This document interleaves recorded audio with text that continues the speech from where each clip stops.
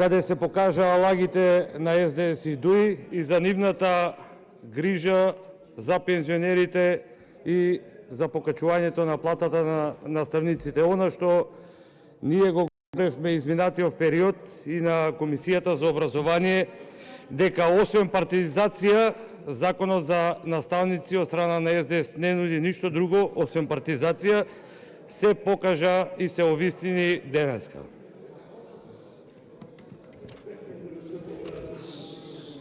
За да не се случи нешто слично, сакам да предложам и барам точката 4 да се тргне од дневниот ред, бидејќи и во овој закон за полиција, дополнување на законот, предлог на закон за изменување и дополнување на законот за полиција, второ читање, се случува истата работа, се случува партизација.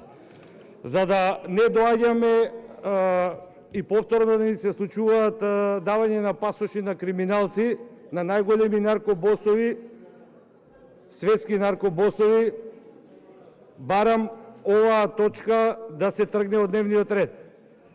За да не ни се случува Бесатранс, да не ни се случува пајташите на Оливер Спасовски да пуштаат нерегистриран автобус неколку пати низ државната граница, барам оваа точка да се тргне од дневниот ред.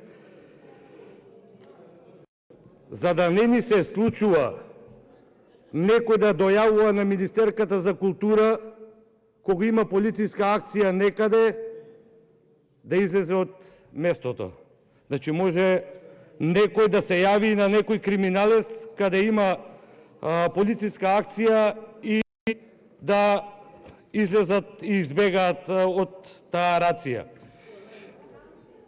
Или пак може да ни се случи малтретирање на малолетници цела вечер во Кочани, а единствена цел е да работи, например, хотелот и кафетеријата на бившиот градоначалник. Зборам да не дојдеме до истата ситуација, барам овој закон да се повлече. Што е проблемот? Имате проблем? Не, тоа го зборам. Партизација во полицијата, тоа е тоа.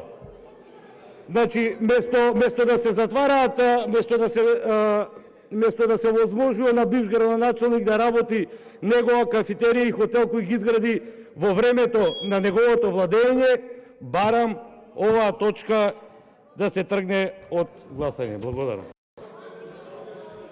Предлогот